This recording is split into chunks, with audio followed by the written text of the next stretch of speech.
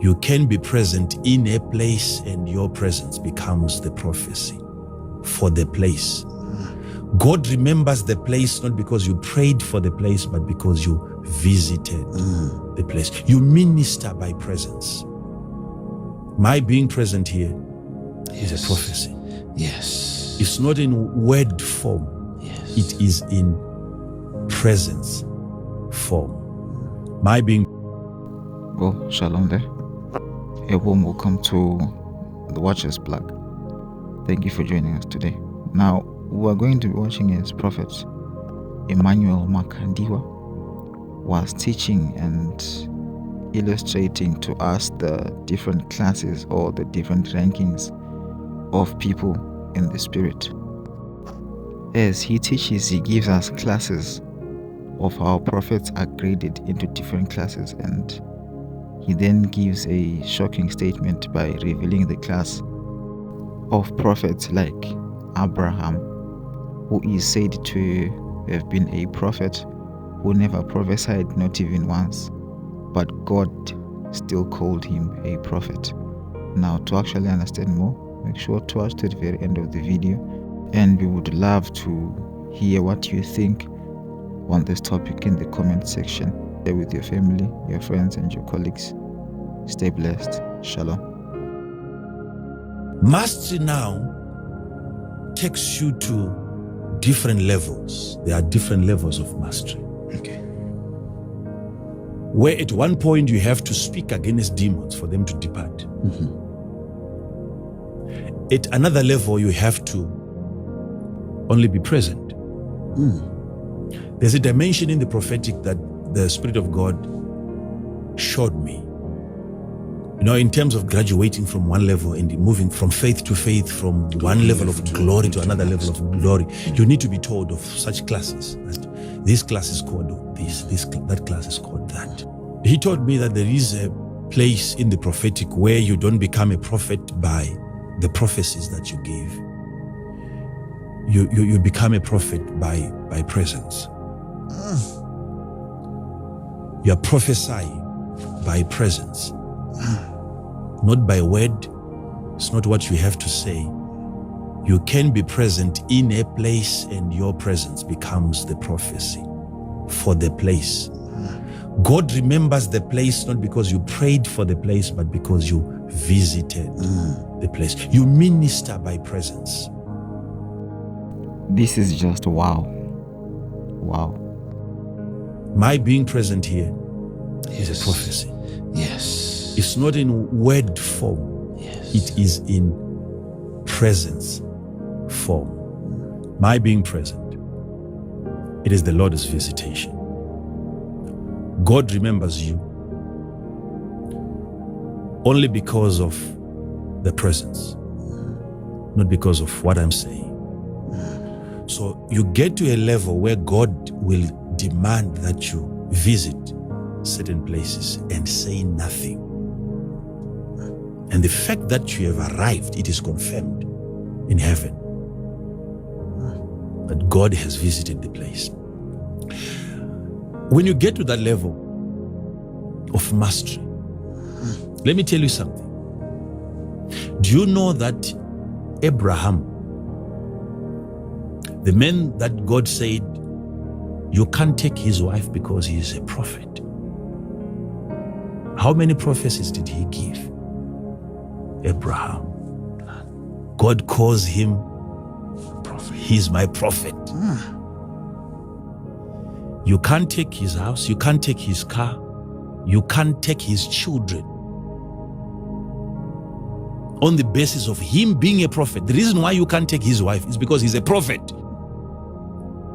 So you will have your things being safely guarded and protected by reason of a title, simply because you're a prophet who has never prophesied, but you have attained the same dimension that you are no longer allowed to even prophesy.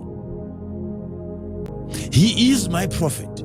Remember what the prophet said one day, just to prove to you that he's a prophet. He's not just prophesying to people, sometimes he prophesies to God. Remember, Abraham said to God, I want you to get this. Abraham said to God, Oh my God. To God. Abraham said to God, shall the judge of all the earth not do what is right?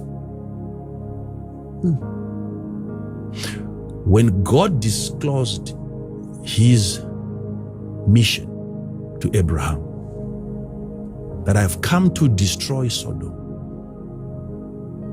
and Abraham said, if you find 50, shall you destroy the righteous together with the wicked, or the wicked together with the righteous? And then he said, you being the judge of all the earth, are you not supposed to do only that which is right?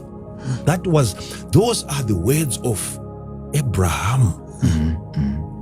Asking God such a question, reminding him of his position. If you indeed are a judge of all the earth, is this not supposed to be your behavior, doing only that which is right?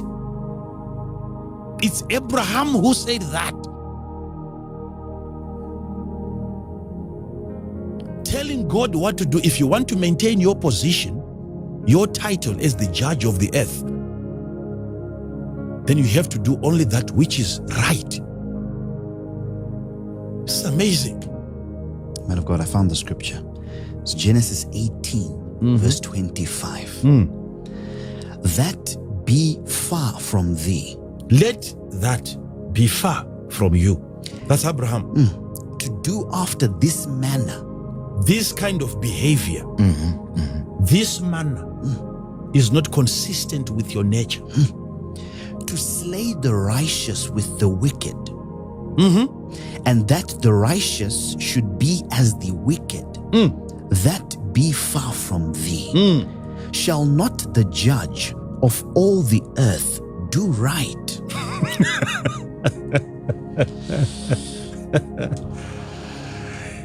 This man is not preaching to people, he's preaching to God.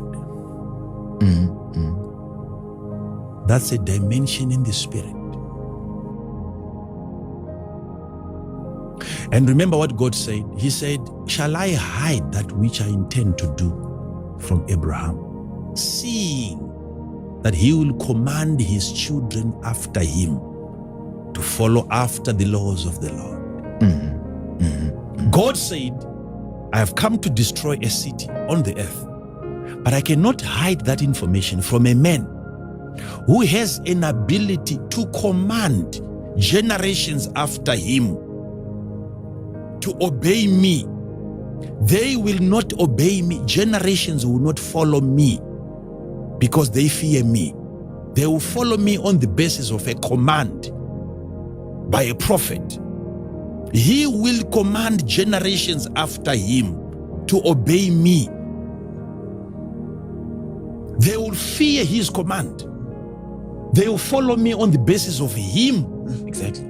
Having commanded them to follow after him. I will have people. I will have Christians. I will have people that respect me because of a man. One man. And shall I hide what I intend to do from such a man?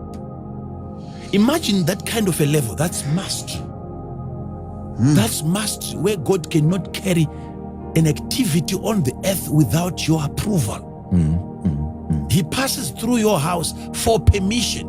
Indeed. And Abraham was allowed to negotiate until he got to number 10. He said, if you find 10, and God said, if I find 10, I will not destroy the city.